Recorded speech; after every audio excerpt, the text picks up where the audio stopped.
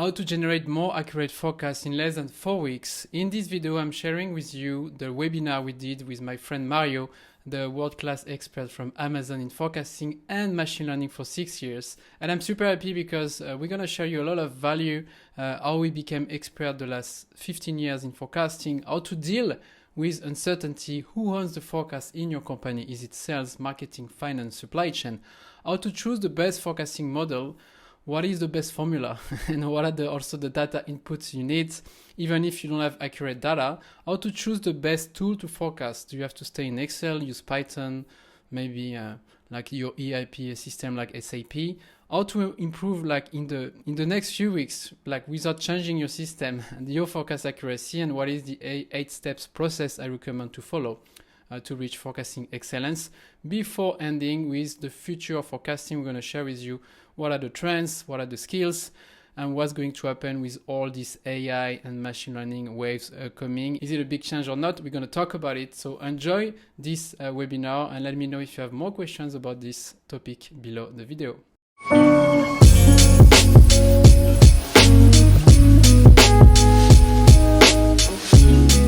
Just wanted to welcome all the members of AbcSupplyChain, especially that trust me for many years.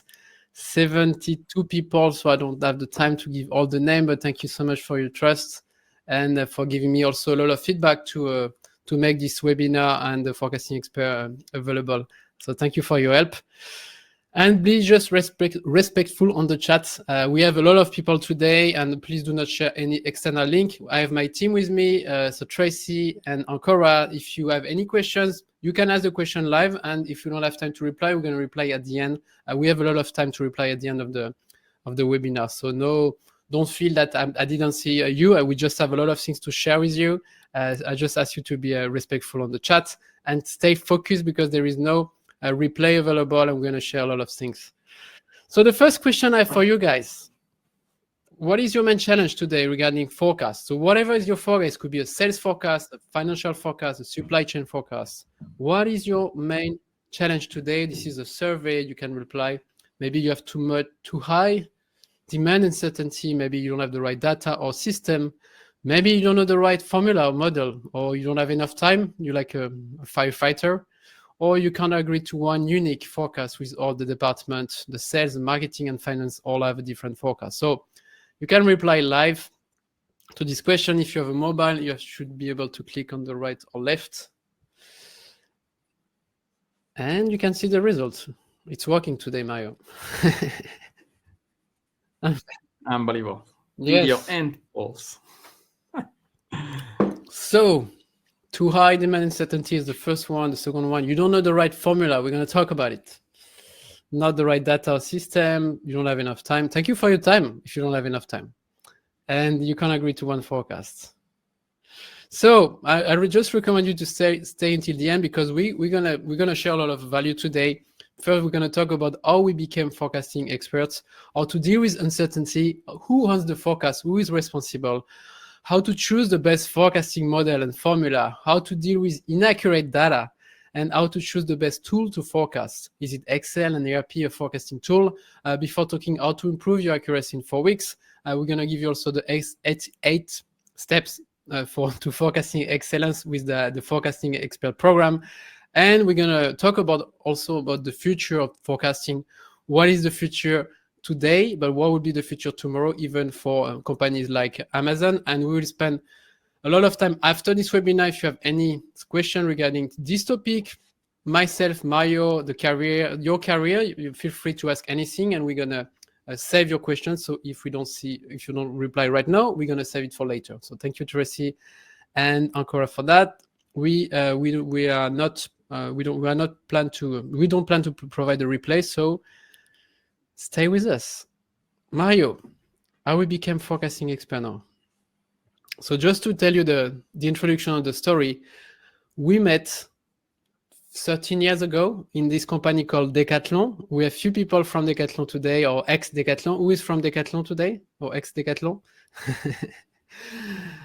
So we met in this company. It's a very big company, famous everywhere except in the US, because it's always a challenge to open in the US company. So it's a sporting goods company, and I became I became supply chain and project manager. And one of my projects was to implement the new piloting and reporting tool for all the supply chain and finance. And the CFO of this company told me, you should meet this guy, Mario.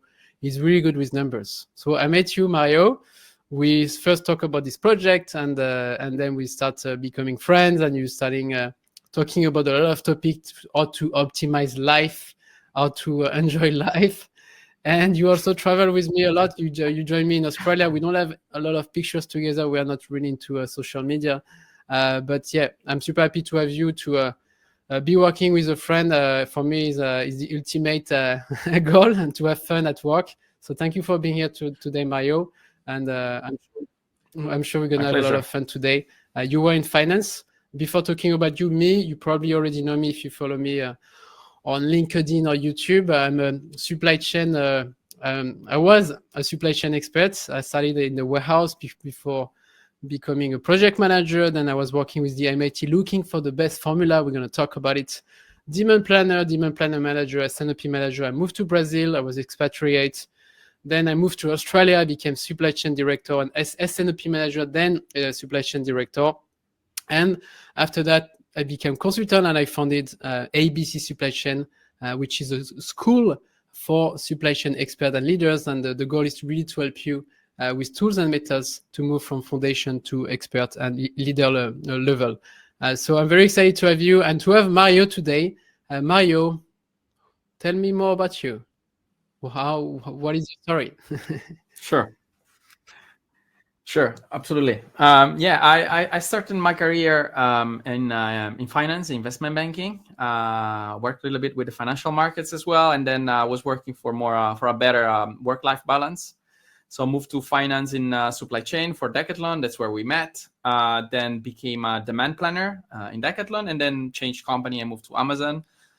First and foremost as demand planner for 9 months exactly. And then I spent basically 5 years as responsible for the forecasting of Amazon in overall Europe.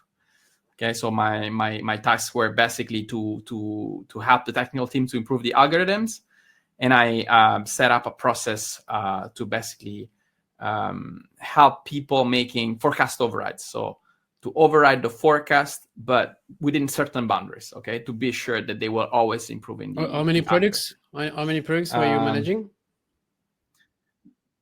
Yeah, more than 100 million. At the beginning it was 5 countries. Then they started to open more and more countries within Europe. So yeah, was quite a challenge, but a challenge.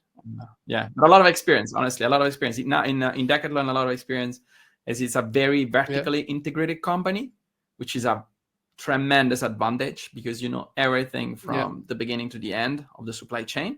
Okay, which you have much less in Amazon. Although they have their own products, they don't really do much of production. And then in Amazon, of course, you know the king of processes and automation tech. So great environments to learn a lot of things. And if you're curious, so we're gonna talk about a lot of secrets from Amazon, but not only. And the idea with us is like, from my side, you will have the supply chain operation holistic approach from expert to manager, and from Mario, you will have the mathematical, the future. For me, the future of forecasting, because for me, what is doing Amazon today is the future of forecasting for you, because you are not Amazon probably.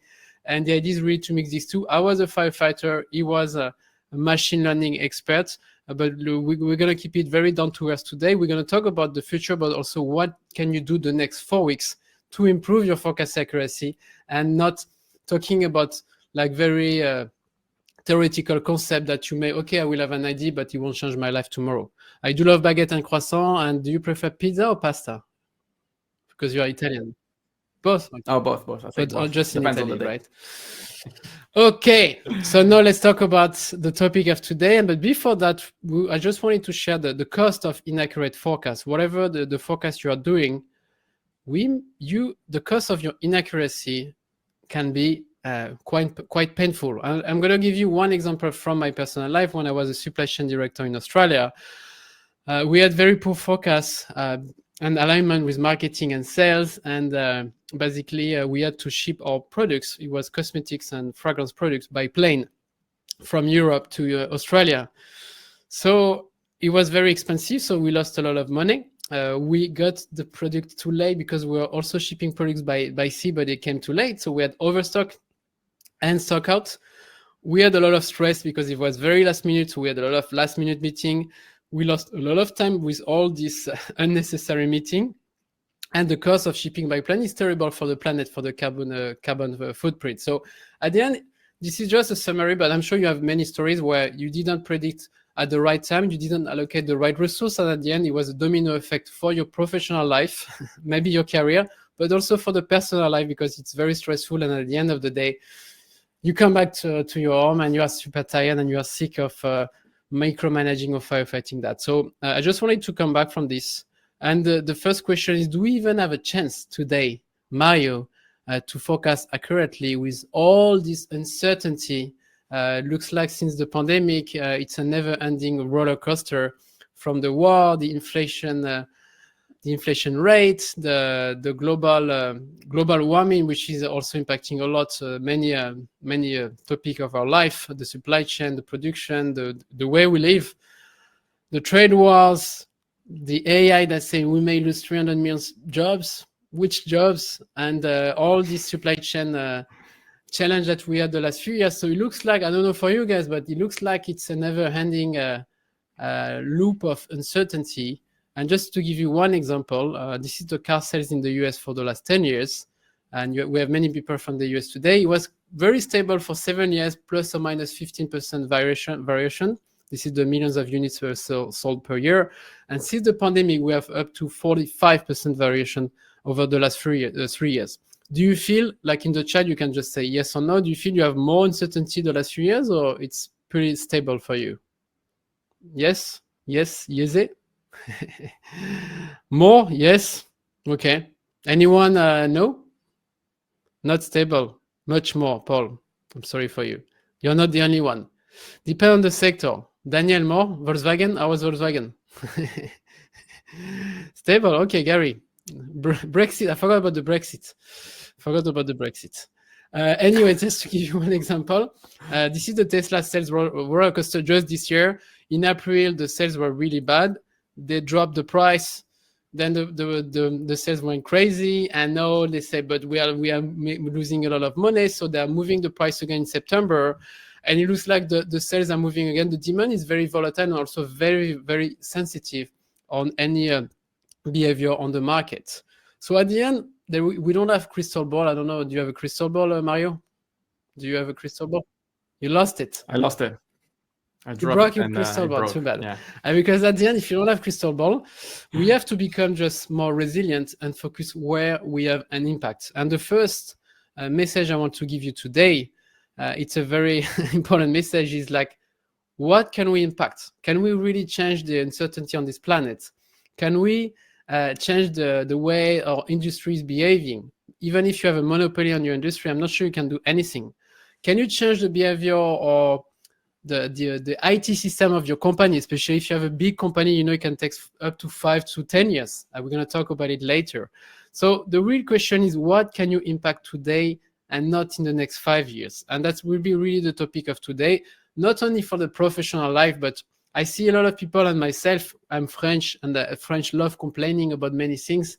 But at the end, what can I impact today in my life, in my professional, but also in my personal life? And I really want to highlight, and this is why we're going to focus today, is what can we change today, the next few weeks, not the next 5 years. All right? So, Mario, what is the right level of forecast accuracy? Now, before talking about what is the right level of forecast accuracy, I'm going to ask you, how do you track your forecast accuracy today? Maybe you don't even have a forecast. Some people said before, I don't even have a forecast. Maybe you only forecast your macro forecast, what we call the bias. So, okay, you do 50 million, you did 45, your gap is 5 millions.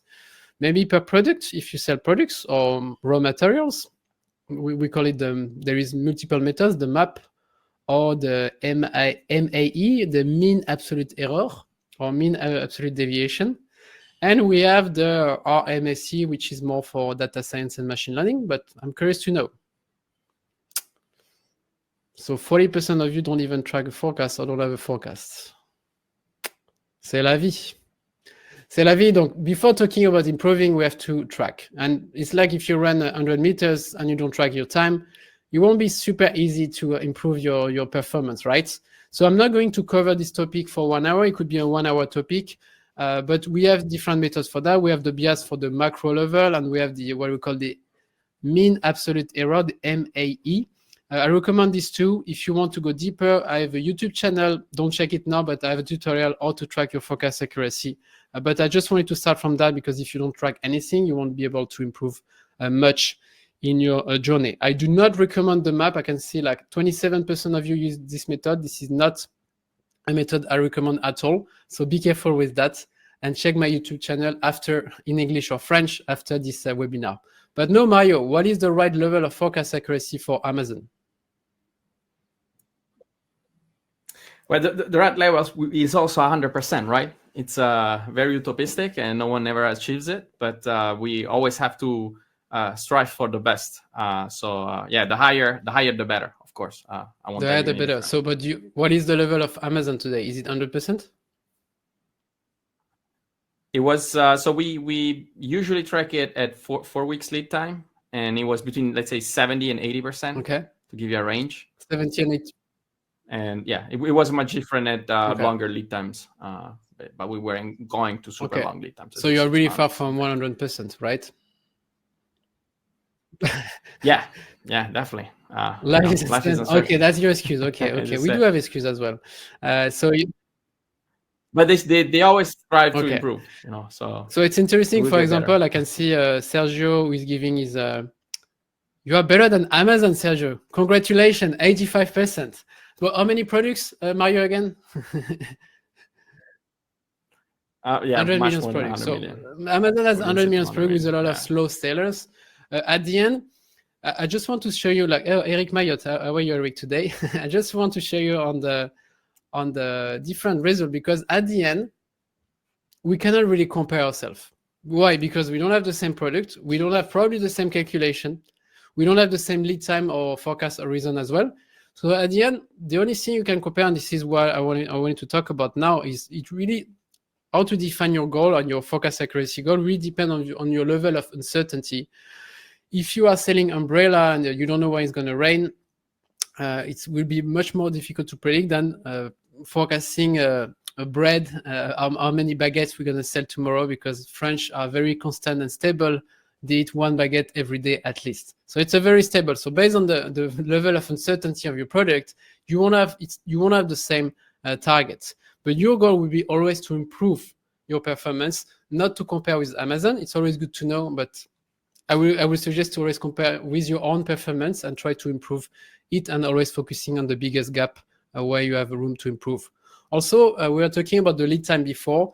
If you do a forecast for next week or in 2 years, you don't have the same. The longer is the lead time or the horizon, the more you will have uncertainty for that. If you are a supplier and you need to provide forecast for a factory 1 year before, you will have much more difficulty to provide an accurate forecast than if you provide the forecast tomorrow.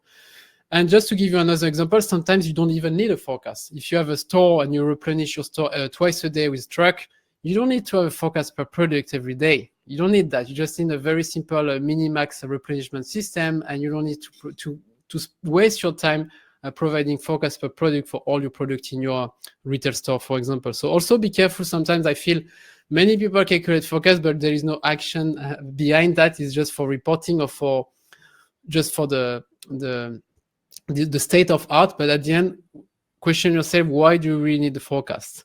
Now, if I go back to my team, my previous team in Brazil, you remember Greg, that was my team in Brazil, in São Paulo.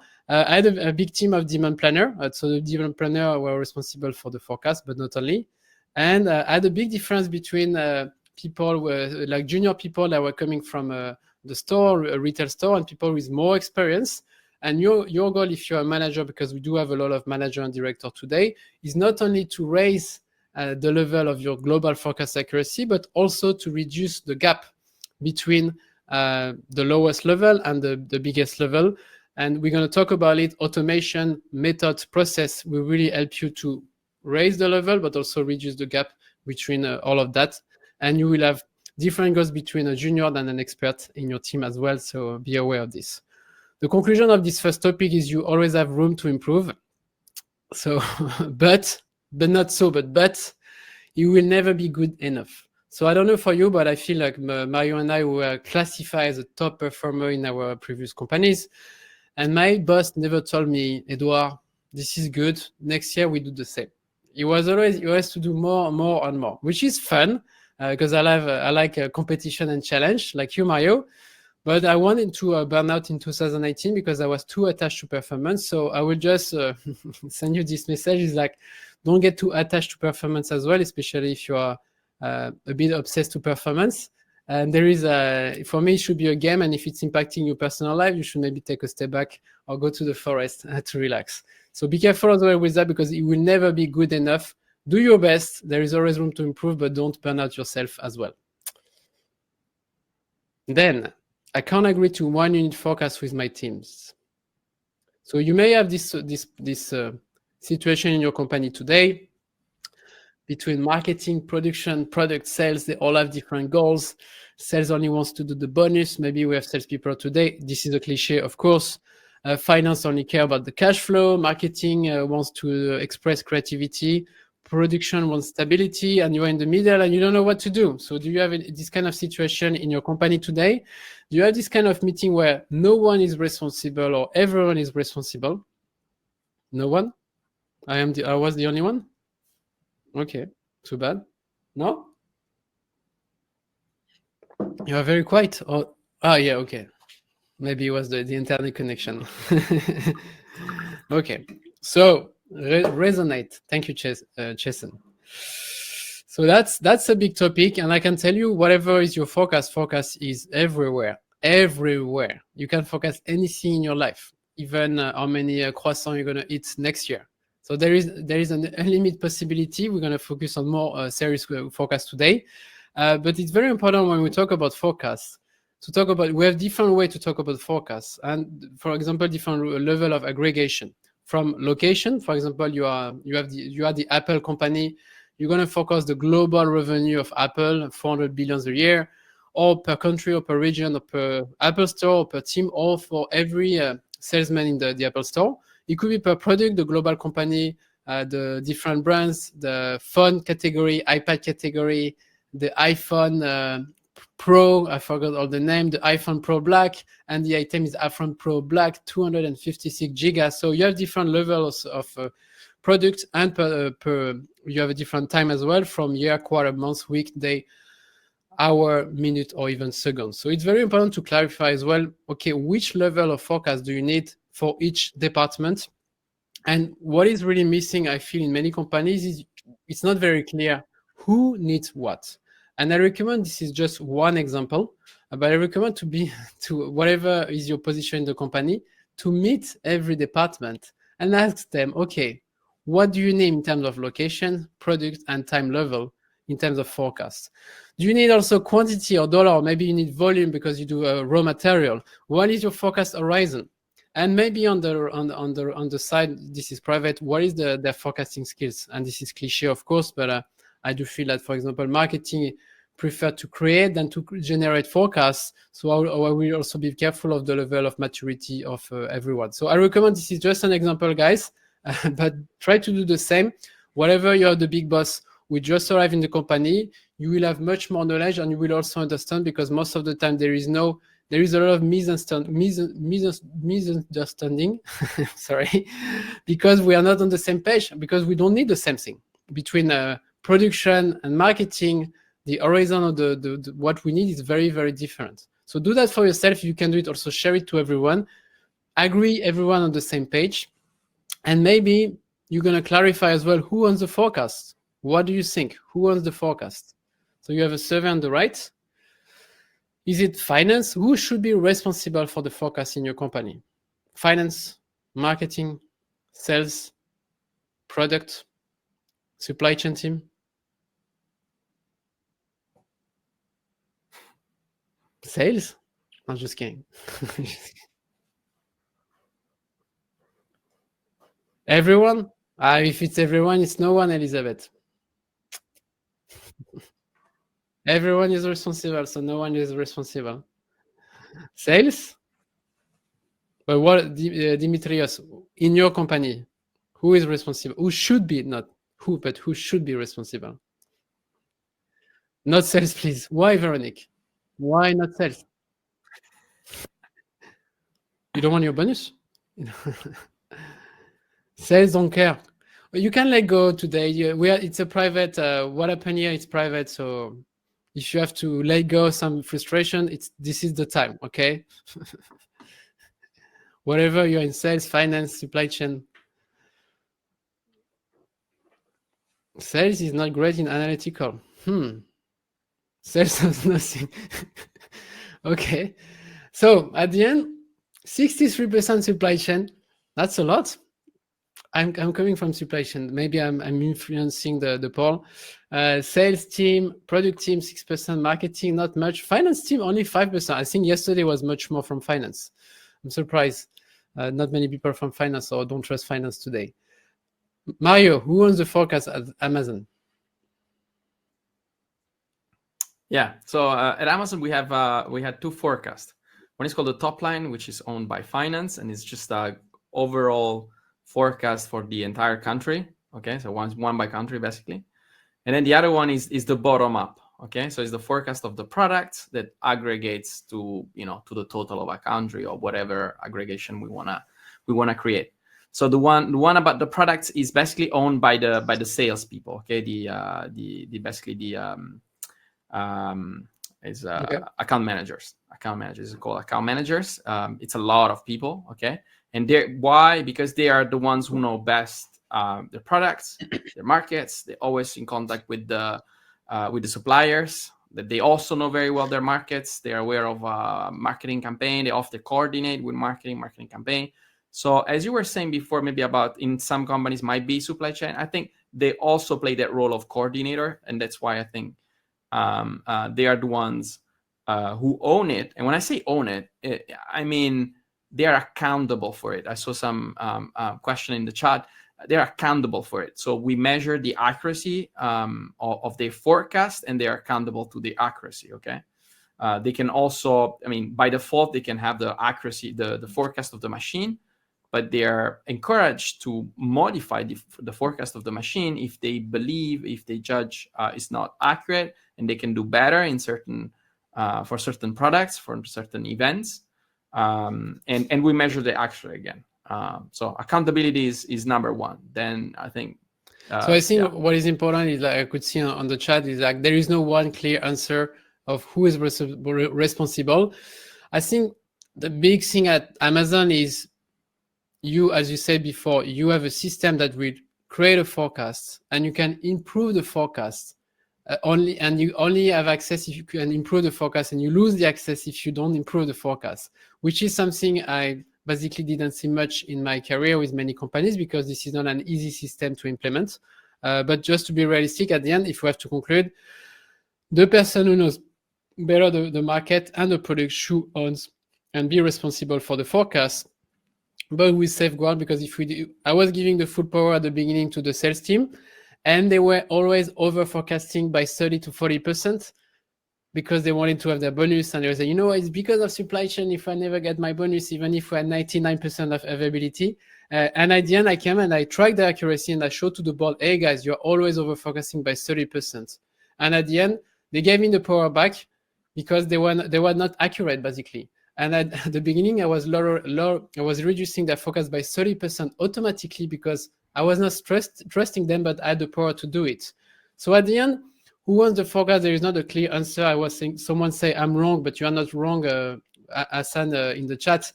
It really depends on your company and the structure of the company and the verticality of your company. You have people responsible to feed the forecast, the code, the information, the promotion activities.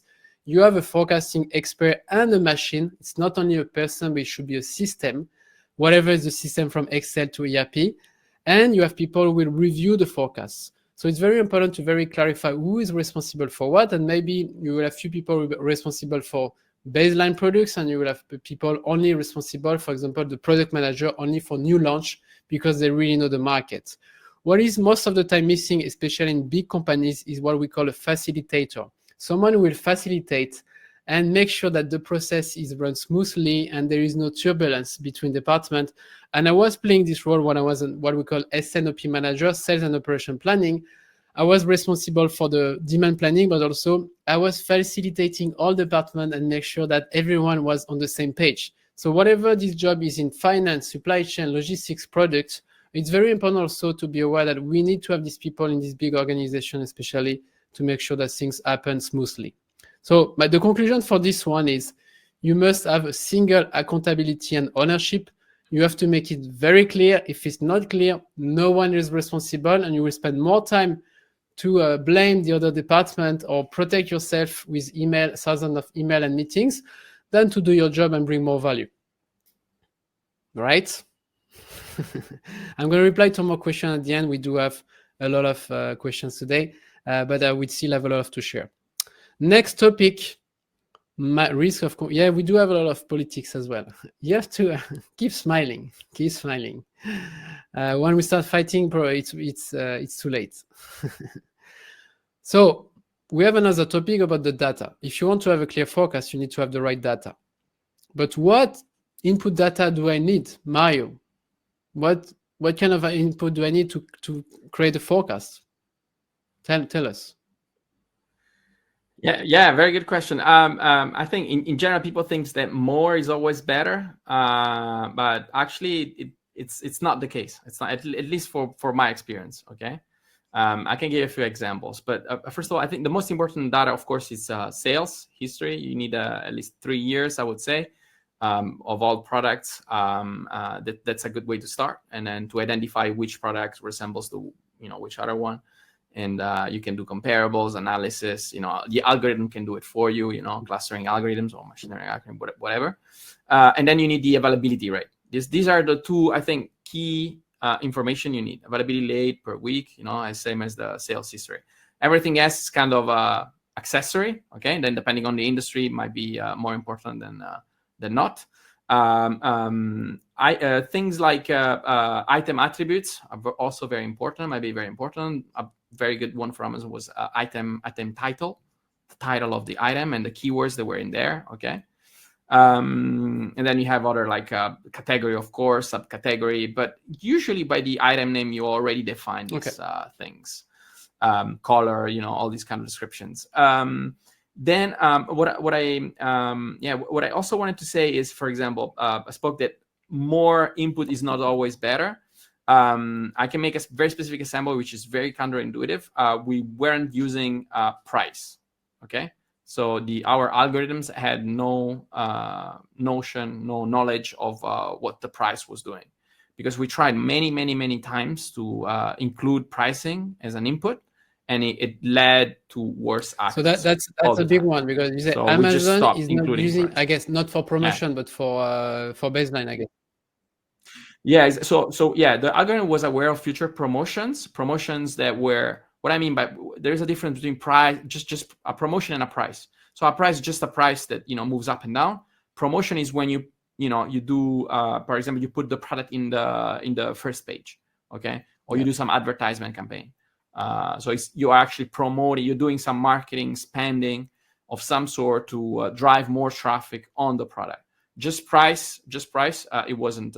Which is crazy, because you will say, "Oh, why you're not using the price?" And at the end, you tried everything, and the machine learning say, "No, it's less accurate." Yeah, exactly. Every time you have normally every time you should consider a new input, even though it's very intuitive and of course it's going to bring a lot of value. Try it without, and you'll see. Also, especially when you have a lot of products, including new input is very expensive. So you have to find the right trade-off between making the system very complicated and very expensive, and with even we try also to include the weather forecast in the forecast, and on the paper it makes sense. If it's gonna be sunny and or rainy, we're gonna change the forecast. It was a nightmare. It was so much data point. What is cold? Is it 20 degrees? Because 20 degrees in Brazil is very cold, and 20 degrees in north of France is super hot. So the correlation was so difficult, and the data point was like impossible. If I just come back to you, to be honest, you say like, oh, you need availability of service or demand and service. I think like for the one who don't even forecast today, you don't even need these data points availability, because I know it's a process to track the service. I would even start without that, just consumption or sales based on your industry.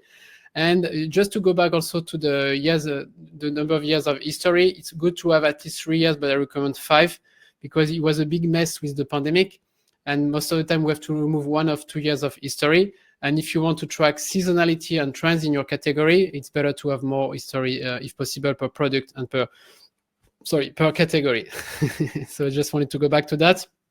But at the end, I see a lot of people blocking because they don't have the perfect data. The recommendation of your previous boss, Mario, Jeff, start simple, now optimize later. It's a very American mindset.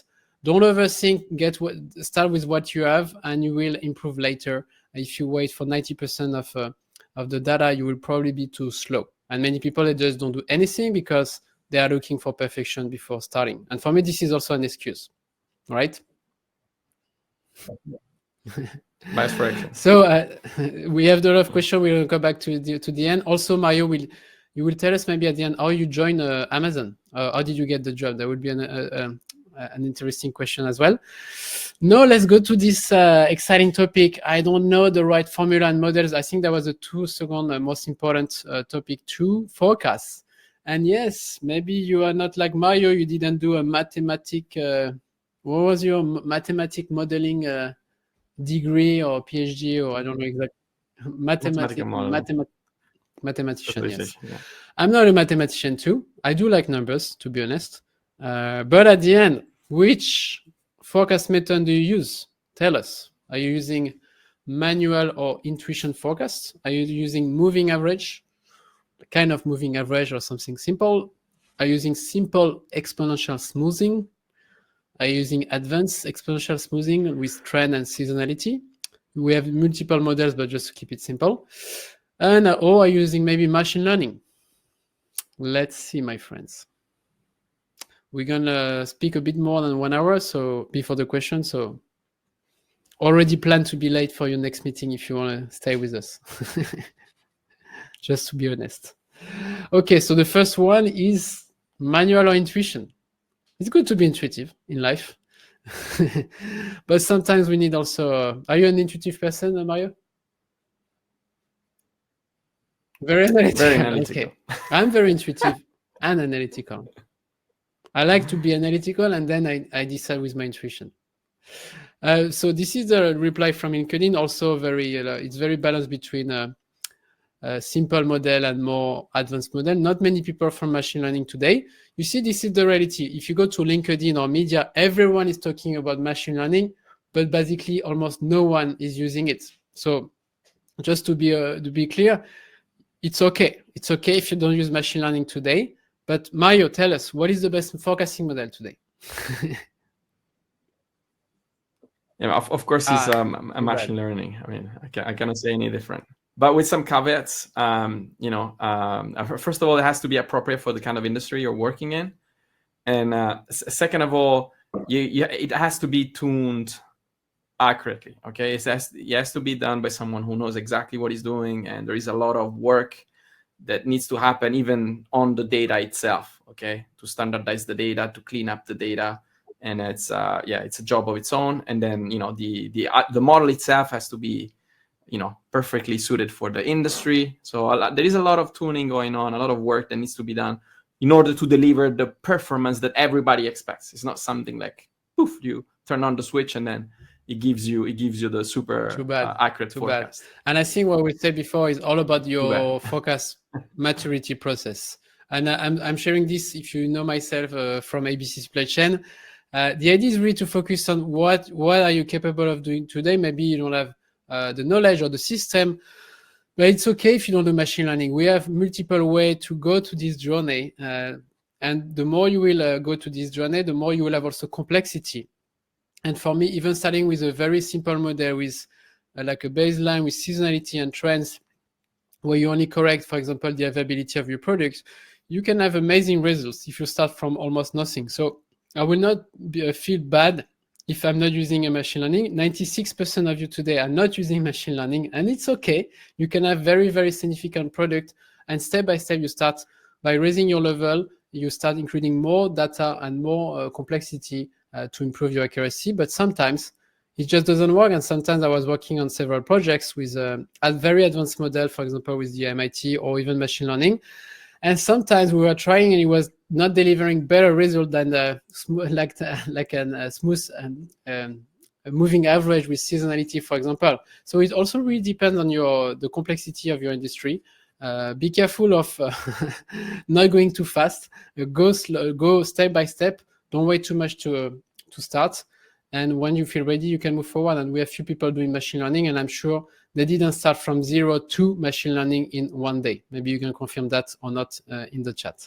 So the question now is how to choose the right model and formula. And for me, there is no one good answer. The best answer is you should start immediately forecasting, measuring, analyzing, and improving. And I think one of the key common skills we have between you and me, Mario, not only the fact that we work for Decathlon, is also the fact that we practice a lot. And I started very simple in my life because I didn't really have 2 master's degrees. I didn't learn my job at school, to be honest. But I started in a very simple way. Someone was asking, how can I start forecasting today? I started with how to calculate the level per week. Then I had the trend. Then I had the seasonality. Then I had my baseline forecast. And then I started to track my accuracy and say, oh, maybe we can add some commercial inputs from the sales team, only the commercial inputs, not everything. And we had the final forecast. And then at the end, okay, I'm going to track my forecast and I can see there is an error. Then I can understand where this error is coming from. Oh, it's coming because I had some stock order shortage in the past. So I'm going to correct this in my model. And step by step, I'm going to go back to this loop from forecasting, measuring, analyzing, and improving. And if you have this dynamic, you will never stop learning and you will never stop improving. And I think that this is the way you work as well, Mario, right? Definitely. Thank you for confirming that. At the end, to reply to your question, what is the best forecasting model? This is the one who will provide you the best accuracy given the maturity of your processes. Yesterday we had people, I was saying the best model is this one. But at the end, it really depends. If you're able to track and compare different models, then you will be able to try everything you can based on your level of maturity of knowledge and also system. Just before we move to the other topic, don't forget also to visualize your forecast. I'm a very visual person. If you like my YouTube videos or this webinar, I use a lot of visual. For me, I'm very intuitive when I see the graph and the trends on a graph. And what is missing a lot in the ERP system, for example, is there is not enough visual. And the power, for example, of Excel is you can visualize quickly. And I had products that were representing millions of dollars per year. And you should have a look also at the graph, not only the formula, to make sure that this makes sense. And I was also teaching a lot my forecasting team by using graph because it's much more intuitive when you see graph than when you just see numbers on a spreadsheet or on an ERP system. So don't forget this part. This is a very important part, and you should always be able to visualize the micro forecast per product, but also the global forecast in your system or spreadsheet, right? Next, my friend, are you still with us? Anurag, what else would you? Yeah, we're going to go back to this, Anurag, at the end of the presentation. I still have some stuff to share with you. No, we don't have the right system and tool to forecast, Mario. So which tool are you using to forecast today? I'm going to ask you again the question. Are you using Excel, an ERP, a forecasting software, Python? So Python is not a tool, but just to, it's a language, but let's say it's a tool, or machine learning again. Tell us. Mario, do you miss SAP from Decathlon? Absolutely not. Why? You cannot do. You cannot change many things. You cannot change. SAP. Everything is exactly as you get it. It might have changed now. I mean, I haven't been working with SAP for the last 7 years. Not really, my friend. Now you do have some new application, but still the same layout. And you have to do the migration to the new version, right? So it's a 3 years project. So we have 70%, 70, not much change in SAP. Too bad. We're going to talk about it.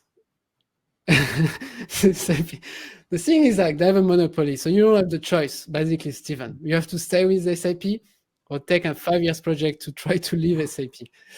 I work with SAP for 10 years, so I know the pain. Anyway, we are between us. I'm not sponsored by Excel or SAP for this webinar. This is no filter. We do have 70%, 69% of people using Excel today, ERP 11%, forecasting 15%, Python 2% only. That's very low. Yesterday, I think we had 5%, and machine learning, the same level, 3%. We had similar results from LinkedIn a few weeks ago as well. So, Mario, do you use Excel at Amazon? Of course, everybody does, right? It's a very flexible tool. You can do so many things as far as you know how to use it. So we were using it mainly for analysis, analyzing when you have no clue what you're doing. Basically, you need to change everything, all your data, your structure, the way you present it very quickly. Yeah, in my opinion, it's the best. It's very visual, as you were saying before. You can use other stuff, you can code, but then I think we were coding when we already knew more or less what we were doing. Okay, so you can do some Python and some stuff like this, but it's already a bit more. It takes more time to build, and if a director or someone asks you to make changes, it's a lot of time.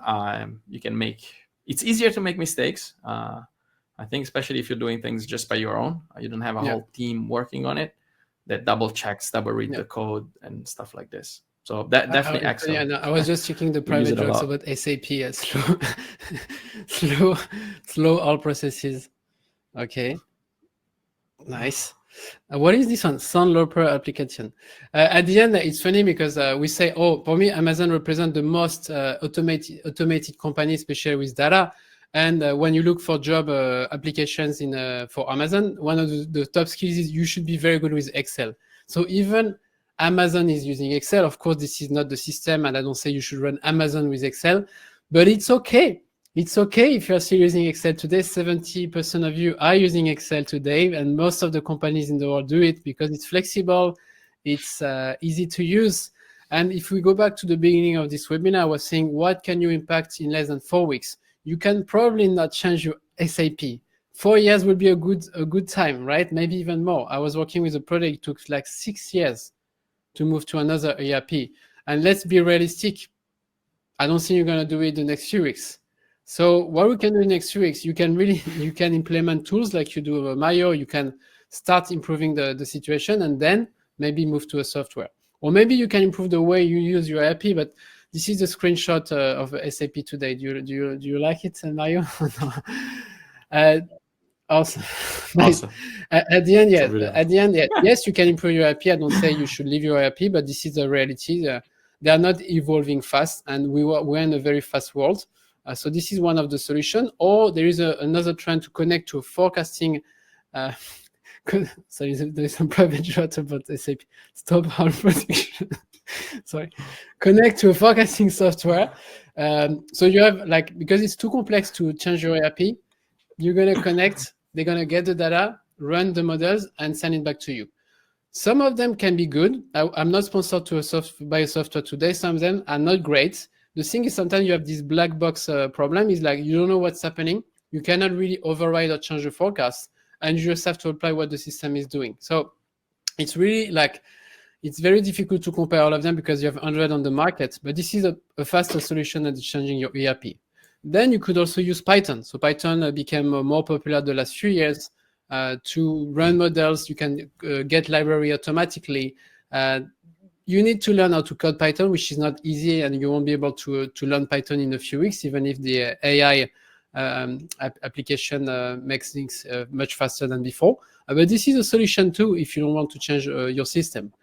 And the last one is to still use Excel. And this is okay, guys. I work most of my life with big ERP and Excel to consolidate, clean, forecast, visualize, analyze, and also improve the process of my ERP and forecasting software as well. So at the end, which tool you should choose, it really depends what do you want to do and what is the time to implement. I love to use decision matrix tool like this one. Of course, if you start in Excel, you can start in a few weeks. You can run a first model and then move maybe to another system. Python will be much more time to learn if you never learned how to code before. And to change an ERP will be much longer. So you have multiple criteria. You can create your own as well. Simplicity, flexibility, if you can override the forecast, which is a big problem for most of the software today. If you can simulate the results, if you can manage big data, and of course, it's better. In the perfect world, I would prefer to have everything into one system. But this is the reality of today. This is not almost possible today because of the lack of flexibility of this tool. And you also have the cost. So think about how fast you want to go and the cost, and then choose the tool accordingly. You don't have to choose. You can also go step by step. You can start immediately with Excel, as explained before. Maybe you can explore Python, and then you can automate. I was running automation projects in SAP with IT people. I was designing in Excel. We were running with my team, with my demand planning team, and then we were automating the process in SAP. But it was a 6 months to 1 year project to do that with the ERP. So I'm not saying to leave that. But we also have big change ahead.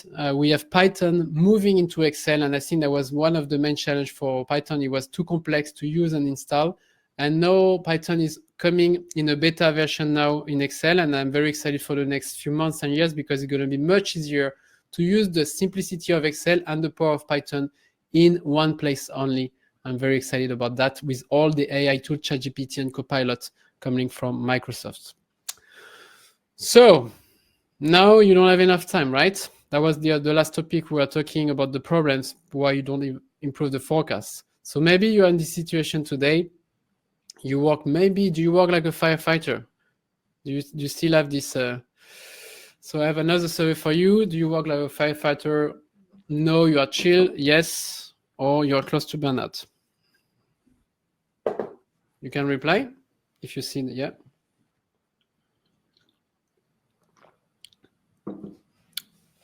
Chill, relax, easy life.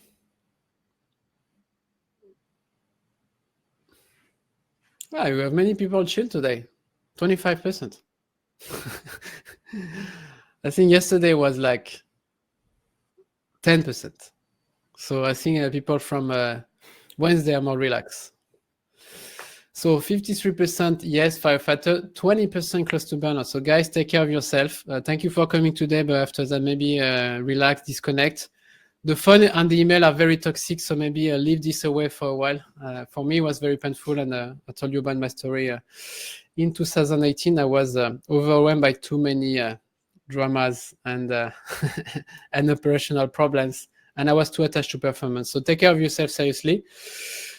To have more time, what are the secrets to have more time? Quickly, and we're going to talk about it at the end of the webinar, but first you should measure your performance and only focus the 20% of your actions and 80% of the results. Really focus on the main gap. I'm going to give you a gap analysis after. Really, honestly, try to automate as much as possible. If you don't have any automatic forecast and you always repeat the same task every day, that's going to be much more exhausting than like Amazon. Or even if you have an Excel that recommend automatic forecast, that will be much more efficient. Protect your time. Don't have 10 meetings a day. I was blocking my calendar to avoid to have unnecessary or bullshit meeting. I was also protecting my email and my time, and I was also spending a lot of time to educate people to stop having these unnecessary meetings or emails that were not useful for me. So be very careful with that, and try to become as efficient as possible for that. Now, do you want to go to the next level? You have 17 different job duties. Donna, maybe you deserve a promotion. What do you think about that? Or a team member, someone in your team. But Donna and everyone, do you want to go to the next level? Oh no, you're okay firefighting every day. No? Only Donna? Rodolfo? Okay, so now I have a mission for you. I mean, not me, Glance Armstrong. after a challenging Tour de France experience, needs your help for I Will Survive. His new company, not new company, he created a company with a very serious board of director, Bernard Layoff, CFO, very stressed about cash flow, Lady Gagalytics, the marketing director, always care about creativity but don't know how to VLOOKUP. Jeff Amazos, the logistic director, had to fire then recruit so many people during the pandemic. He only cares about quantity. Elon Musk, who wants to reshape the industry with a new flying bike. Jack Machine, the production director, who just only wants capacity, the same capacity and stability for the next 5 years, please. And it's very tired about all this forecast changing every week. Mark Zuckerberg, the IT director, he doesn't understand why people are so much using Excel. You should use my SAP ERP, right? Leonardo Wolf, the sales director, he only cares about the bonus. He's from Wall Street and he's a killer, but it's always because of supply chain if he cannot make it. And we do have Michelle Bamaka. She only cares about people, which is important because this company is very stressed right now. So this is the mission. They're looking for a future forecasting expert. This is the product that you're going to manage, bikes, electric bikes, fashion, and accessories. And you will have to improve the visibility and the forecast of this company from manufacturing to distribution from China to the US. And the performance were amazing during the pandemic, but since 2021, it's pretty bad. It's pretty bad. They're not making that target, not making any bonus. They don't have any visibility. And you have 4 weeks to save the company of Lance Armstrong. But you are not alone because you probably are firefighting and you don't have time for that. That's why I'm super happy finally, after 5 years, to introduce you the new method, Forecasting Expert, to generate more accurate forecasts in less than 4 weeks. So I'm gonna show you the 8 steps to Forecasting Expert that you should have a similar process. For your curiosity, you should stay. And then after that, we're going to go back to all the questions and we're going to talk about also the future of forecasting. I just want to introduce that because many of you members are waiting for this for many years and now it's ready to go. So what are the 8 steps? The first one is to define your goals.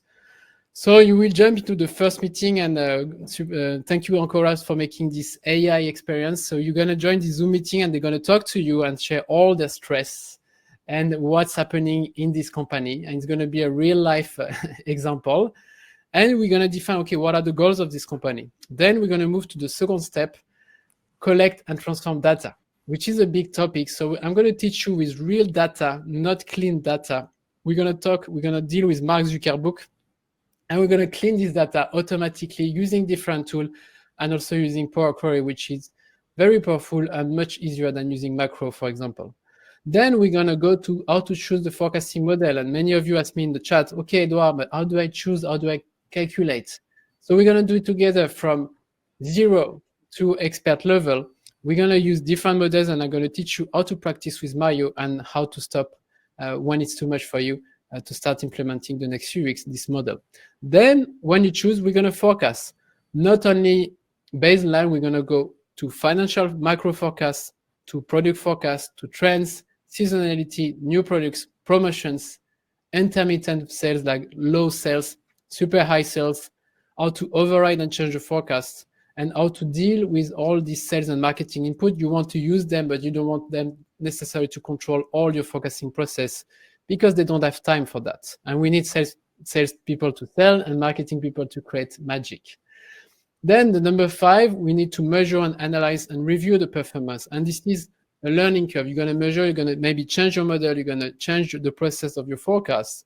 And this is not only about the tool, this is about the communication, how to communicate and deal with people in the company. And I've done that for many years and using the right method. So we're going to measure, analyze, we're going to do a lot of graphic analysis, track the accuracy. Mario has a very good example how to track the accuracy, even if you have thousands of, maybe millions of products. We're going to learn how to calculate the gaps, the S&OP gaps, how to deal with meeting, and how to analyze all of this in a very simple way. For example, I was talking about the gap analysis before. This is just one example that we're going to create with thousands of products. You can see at the top, on the right, there is the error of the first road bike woman 7. You have more than $200,000 of error, and the last one, you have 21,000. And you should always focus your energy every day on the biggest gap, the biggest error. If you do, because the last one will be 10 times less effective than fixing the first one. You should always do that. Always focus on the biggest gap, right, Mario? Then the next step is to automate your process. Once you have a process in place, it's very important to build your own. So we're gonna teach you how to automate your process first in Excel, using also the power of Power Query, but also maybe to transition to do a transition to your ERP. I was a project manager too. It could be just a first step before moving to a more advanced program if you feel you don't want to stay in Excel. The next step is also to empower your team. This is not only about making your own formula on your laptop, but this is how to empower, becoming a facilitator. And I was a facilitator, and I've seen so many projects that just don't happen because there is no communication and no alignment between departments. So I'm going to teach you how to deal with people, with ego, with politics. And this is a lot about my S&OP experience in the past. And the last one, we were talking how to improve your focus the next 4 weeks. But this is also how to prepare for the future. And the future, we're going to talk about it as well. We're going to, Mario and I, and especially Mario, we talk a lot about machine learning. We're going to also do some demonstration with Python. If you feel you want to use it, we're going to give you the right resource to become an expert as well.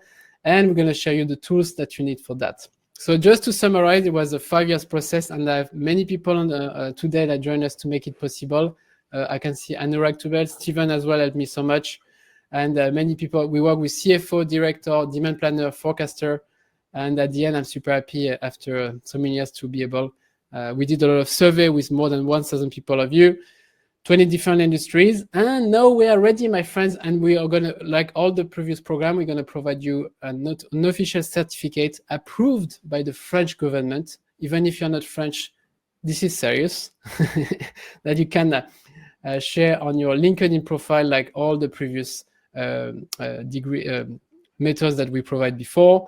We also provide, we use AI, but we are real people, and my team, Ancora today, Tracy, Pierre, and Eric that joined us recently. We provide 100% human video support. So when you have a question, we reply by video, or you can share your own screen or your own Excel, and we're going to help you really to go to the next level. We also, starting organizing drinks. The last one was in Paris, and I plan to travel more after taking care of this method. And now, we have more than 80,000 of members in more than 80 countries, and I'm super happy to have you today. So just to conclude, I just wanted to go back to the cost. What is the main cost for you of inaccuracy? Is it your performance, your inventory, the cash flow of your company, maybe your career, maybe your time, maybe your stress, maybe you feel guilty because you are impacting also you are spending too much resource for the planet. Maybe it's all of it, like me before. And the idea is really to boost your skills, not in 4 years, but in 4 weeks. Technical, business, finance, communication, S&OP, productivity, innovation, and how to deal with stress to give you more visibility, performance, time, career opportunity, because it's a very strategic career, especially in this uncertain time, and also more serenity to have more visibility. So it's not a full-time 4 weeks.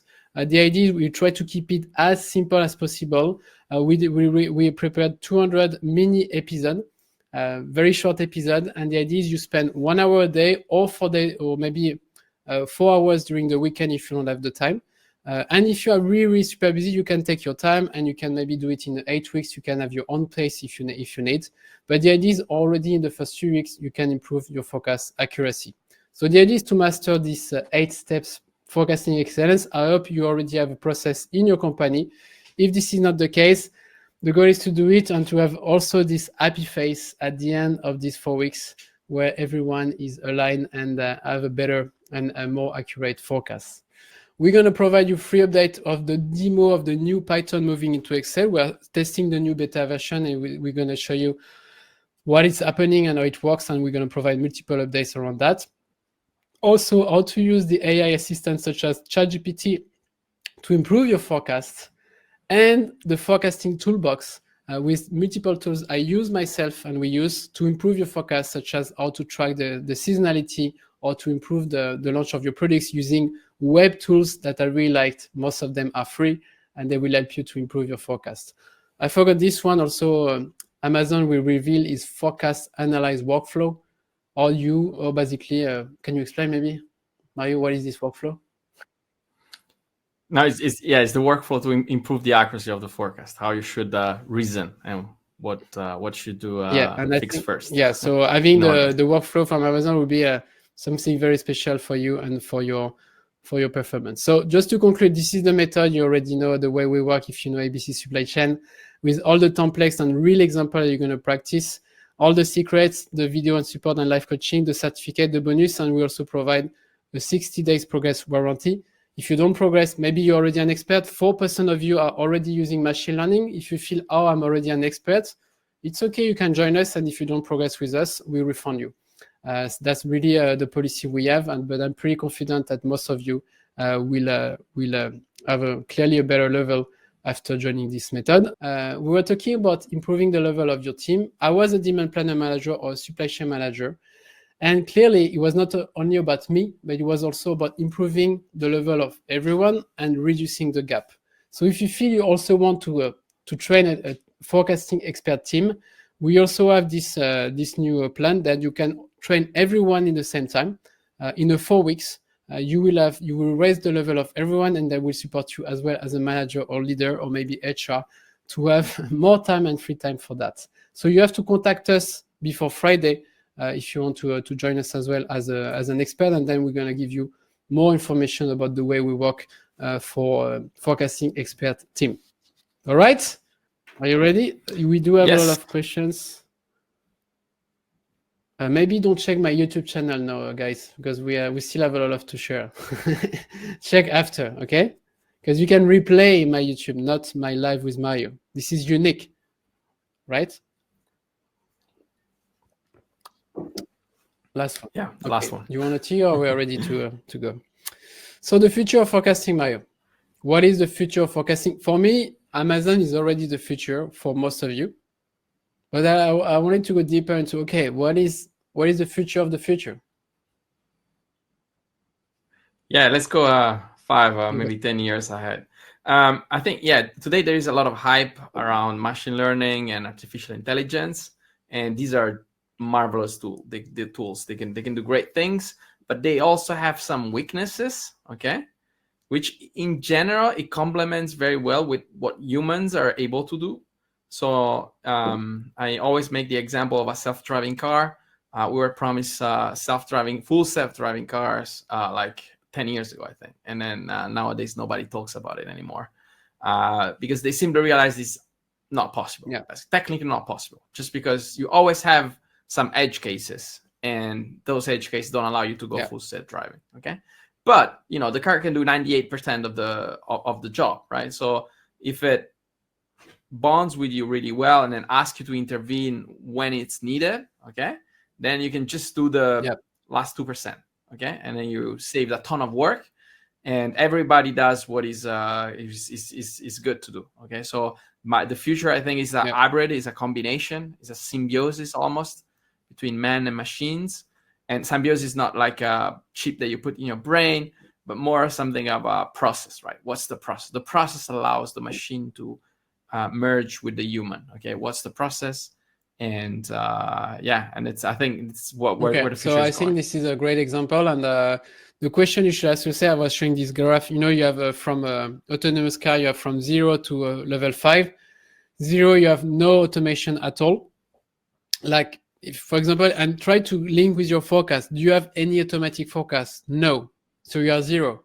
Then you start having some driving assistance, or maybe some automatic baseline forecasts, very basic.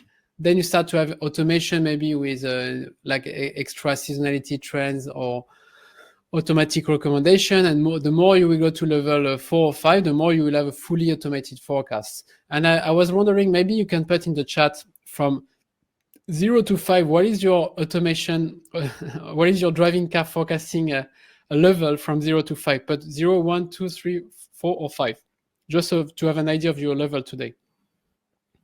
0, it's okay, John. You see, like, you're not alone. If you feel like, oh, I'm afraid to say 0 today, it's okay. We just see your first name anyway, so it's private. And I was 0 for a very long time. 0, 1, you see? And you know what, the good news? It's much easier to improve your accuracy if you move from 0 to 1 than from 4 to 5. Because the room for improvement is much easier at the beginning, and you don't need much complexity. A very simple Excel, and if you feel like you want to join us for forecasting expert, the idea is like to really bring you to level 1, 2, 3, 4, even 5, to be honest. Like, it's not a car, so you're not killing people if you don't touch the forecast. But with a few companies I work, they just run automatic. They don't have time basically to change anything, so they just keep it running, except for new products where they have to include the new products automatically. So the idea is really to bring you to an higher level. I can see that Jason is 3 to 4. This is the best number. What are you using, Jason? I'm curious. Using Demontra Oracle. And really the idea is to go to this journey. Also, there is a lot of room to improvement with the ERP system. I feel like AI will help a lot. There is a concept called malleable AI ERP and software introduced by Dan Schipper. And the idea is like you have a system and you just prompt something, say, hey, send me a new reporting with the forecast of new product, and it will create this new piece of software for you without coding anything. We are not ready for that yet, but I do feel that the next 10 years we will have very strong improvement, and Excel, Python, and all the Copilot AI assistants will help a lot. We have a very exciting project coming soon, and that's what we're going to release in the next update of Forecasting Expert as well, because it's moving very, very fast. And also, whatever is the system, you will always need this facilitator task in your company. This is a very popular, if you look online now, you have new school just talking about facilitator, because you need to reconnect. And because we are all working online, we are working in silo, we are working in very different countries now, we need these people to really reconnect everyone. And I was someone like this, because I like to connect with people, and that's why I'm doing I have a school today. And yeah, I think we need to combine the technology, the machine, and the human to make it as efficient as possible. At the end, we will have a lot of losers with automation, to be honest. For example, I think in Amazon, you reduce the level of management in the company multiple times because you need more experts and automation, right? You told me like a few years ago, you remove different layers now of flattening. Well, give more details. You are very quiet. What happened? Oh, it's American companies often do this. You just basically increase the number of subordinate per manager. So a manager cannot be a manager if he has less than I don't know, 6 people, 8 people, whatever the number is. Doing this, you automatically reduce the middle management, and you only have experts and managers. Yeah, for me, we'll have more experts. And at the end, if you feel you are not bringing a lot of value today, there is a risk, because we'll have more experts that can use and automate and do much more than before. It's like developers today or people coding. Before, you had to learn for 5 years how to code. Now you can go much faster. It doesn't mean that we won't have any developer, but we'll have much more senior people and much less junior, because they're not bringing enough value to these companies. And clearly, our goal is to level your skills to be part of the winners and not part of the losers who clearly won't bring enough value to these companies.